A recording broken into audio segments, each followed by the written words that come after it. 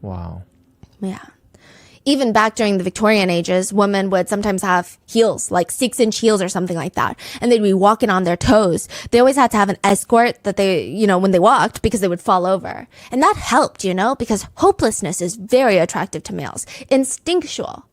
He continues, I think that's my underlying reason for my attractiveness to her physically.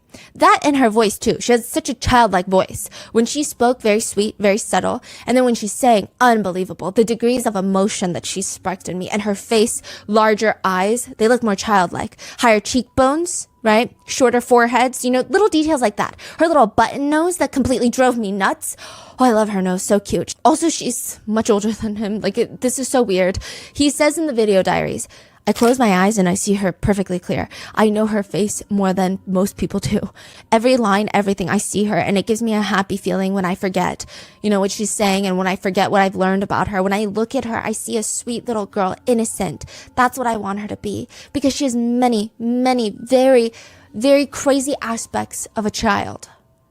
And now she is all he thinks about every waking second of Ricardo's day. Nothing else matters but Bjork. It's getting bad. Ricardo actually knows it's getting bad. He would retreat into his little fantasy world where he's having full-blown conversations with her in his mind.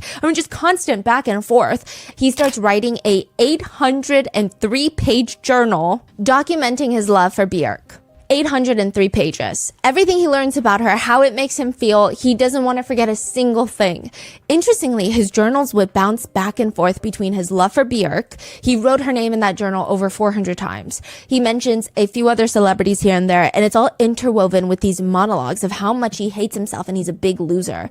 He made at least 150 references to himself being a failure and over 50 references of violence, ranging from violence against himself and straight up murder. Murdering the Bjork? Yeah. And it's starting to piss him off a little bit that she never writes back to him because he's writing her letters. He's part of her fan club. He says, if she had just written back just once, I would have been happy. But she didn't.